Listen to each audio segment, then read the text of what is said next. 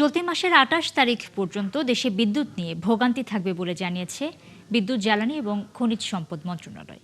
Gas সংকটে সর্বোচ্চ চাহিদার সময় সন্ধ্যায় প্রায় ৩,০০০ মেগাওয়াট বিদ্যুতের লোডশেডিং চলছে।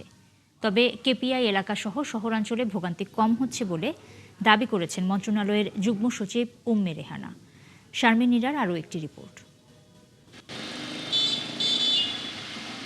বৈশাখের তীব্র গরমে জনজীবন যখন অতিষ্ঠ, তখন জ্বালানি সংকটে ব্যাহত হচ্ছে বিদ্যুৎ উৎপাদন। ফলে লোডশেডিংয়ের কবলে দেশ, বিশেষ করে গ্রামাঞ্চলে তা ধারণ করেছে ভয়াবহ আকার।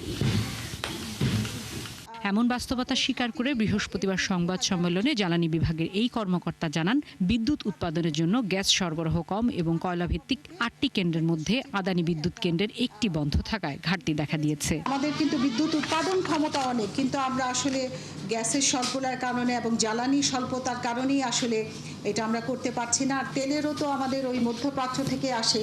জ্বালানি সংকটের কারণে মূলত আমরা এই বিভ্রাটের মধ্যে পড়েছি। যে প্রজেকশন দেখানো হয়েছে সেখানে প্রায় ১৪,০০০ মেগাওয়াট আমরা বিদ্যুৎ উৎপাদন করতে পারবো।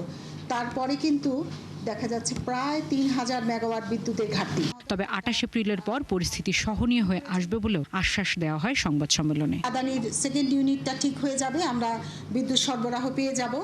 এছাড়া আপনারা জানেন বাঁশখালীতে এসএস পাওয়ারের একটা আইপিপি প্ল্যান্ট আছে, সেখান থেকে একটা ইউনিটের বিদ্যুৎ বিভ্রাটের কারণে প্রায় ৬৫০ মেগাওয়াট বিদ্যুৎ আমরা কম পাচ্ছি।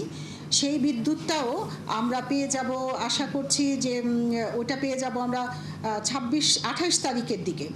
সব মিলিয়ে ২৮ তারিখ পর্যন্ত আমরা বোধহয় প্রায় ১৩০০ মেগাওয়াট বাড়তি বিদ্যুৎ দিতে পারবো। ঘাটতি থাকলেও সরকার শিল্প ও কৃষিতে বিদ্যুতের সরবরাহ নিশ্চিত করছে বলে জানান জ্বালানি মন্ত্রণালয়ের এই যুগ্ম সচিব।